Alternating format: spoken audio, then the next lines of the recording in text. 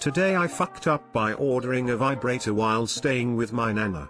Obligatory, this is on my phone, so please excuse any formatting issues. So this actually all started 6 weeks ago when most of us got our stimulus checks. My son and I had moved in with our nana, his great nana technically but whatever, to wait out the virus, encircled letter M, and I decided, after receiving my stimulus check, to treat myself and order a new vibrator. This one was dope. It came with attachments, it had like 14 different speeds, it was waterproof, the tip could even heat up. I was living my best life. I was excited. I was ready. But then, weeks went by and it never came. About 3-5 weeks after I ordered it, I emailed the seller and asked for a tracking number and was told they couldn't track it as it was coming from China, so I just have to be patient, and if it didn't come, smiley face, in the next 3 weeks they would refund my money. Now I knew this was BS, as I've ordered various things that came from China before and was always provided with a tracking number, so I emailed them back and told them if they couldn't provide me a tracking number to just refund my money. BC, at this point I didn't believe the vibrator existed. To their credit, they refunded it with no hassle, and that was that. I marked it off as done, black tick mark, in my mind, and went about with my life. Cut to yesterday, about 3 weeks later, so over 6 weeks had passed altogether, and I walk in the kitchen from running errands for my nana to find her opening a semi-smallish package. At first I didn't think anything of it,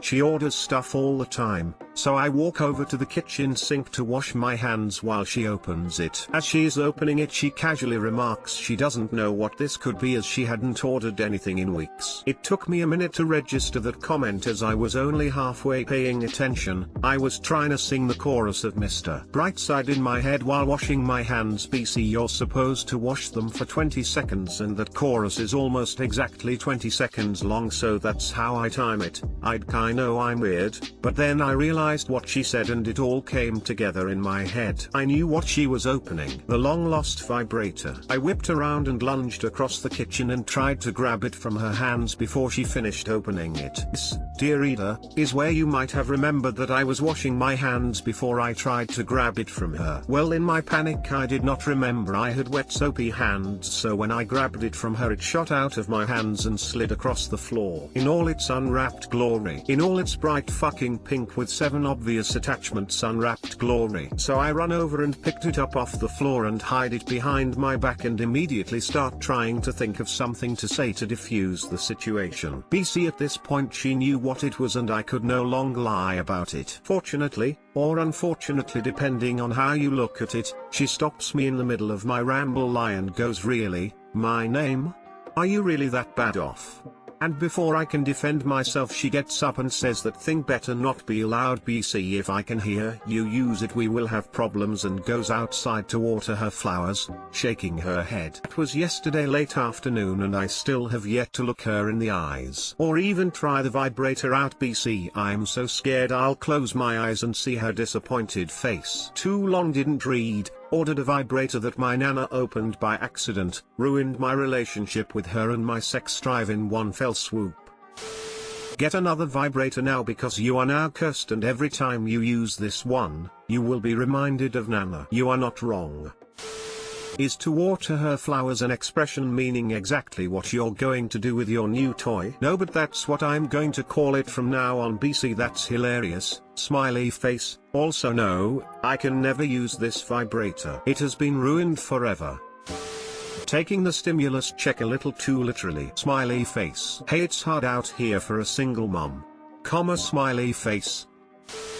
Nana, kids these days and your newfangled contraptions. Back in my day all a lady needed was a cucumber and her imagination. Every time someone mentions cucumbers in this context I cringe, because growing up we had cucumbers in a garden. Freshly picked cucumbers have very sharp spines that can hurt if you get pricked by them. Don't feel bad. I had my mom be nosy when I was 24 and she was living with me cause I was taking care of her. I had to explain basically that I was dominant, not a lesbian, cause she unwrapped a strap-on I ordered. Disappointed face. Oh my lord, you poor soul, that is so much worse.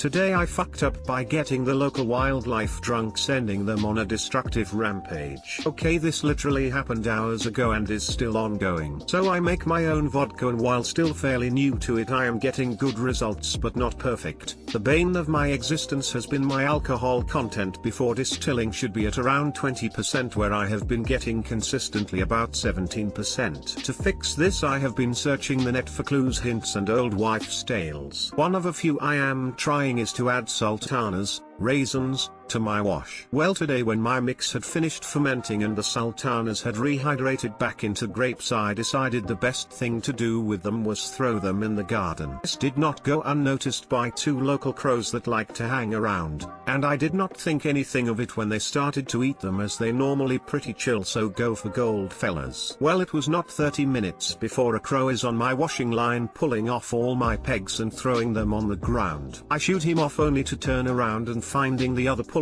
my strawberries off the plant, not eating them, just chucking them on the ground. After I shoo that one off, they sit on the fence and laugh at me in the most human sounding laugh I have ever heard a bird make for about 10 minutes. The crows are always around and have never acted like this, and I finally twig that the grapes were alcoholic and these two boys have decided to have a night on the town. After they finish with me, they start to harass the neighbor's little dog. One pulls its tail, and when the dog turns the other pulls its tail. They have opened every trash can on the street and there is rubbish everywhere. Who knows what destruction they have done out of sight. And right now as I type this at 8 PM at night, they are sitting high up in a tree cawing in a way that can only be described as drunken victory songs. I am sure they are planning their next destructive attack as we speak. TL Doctor got crows drunk on alcoholic grapes, and they are now acting like two boys at a bucks party where you know the groom is getting duct taped to a pole.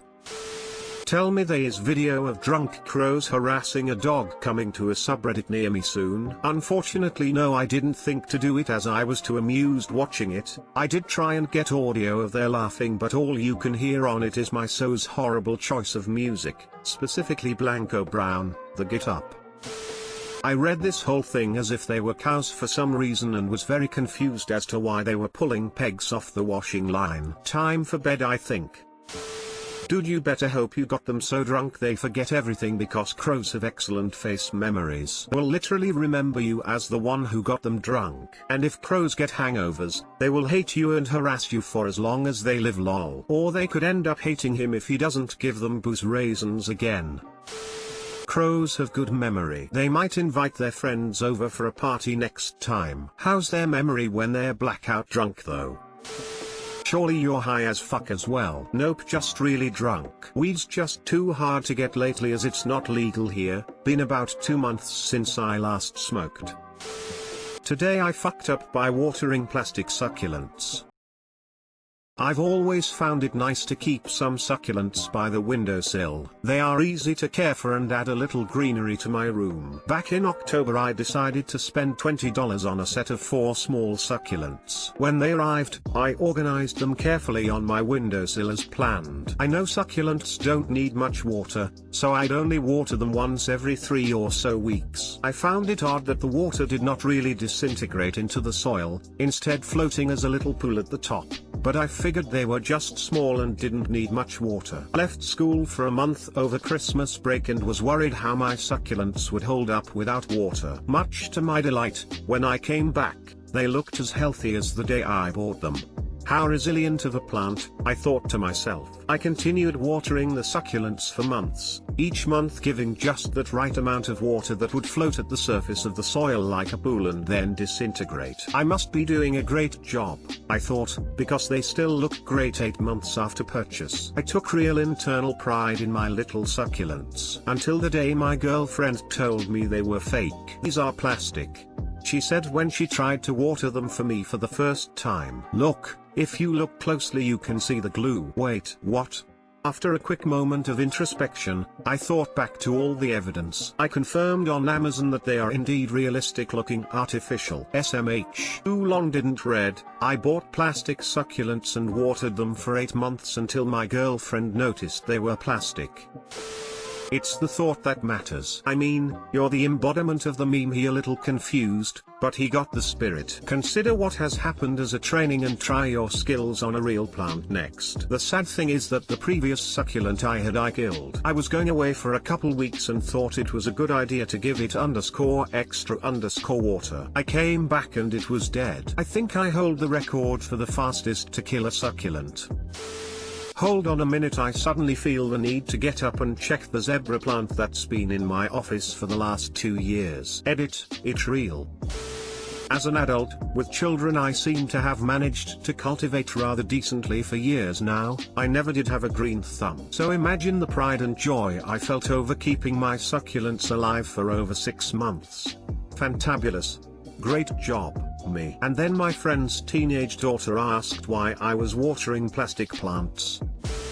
My dad had the same thing once with mistletoe. He had been spraying them every day, and he said to me, they really do hold up well after 8 months. I took a closer look and I saw a clear manufacturing line in the middle of the stem. I had to sadly inform him it was plastic. Smiley face, smiley face.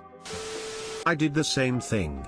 I bought a small succulent for my dorm room in college and watered it regularly. I was so proud because I can never keep plants alive. Then one day I was reaching for something up high, lost my balance and bumped into my desk, which sent the pot crashing to the ground. When I was cleaning up the shards I found that the plant had been superglued in, and my roommate proceeded to make fun of me even to this day, 4 years later. They really should label these things better.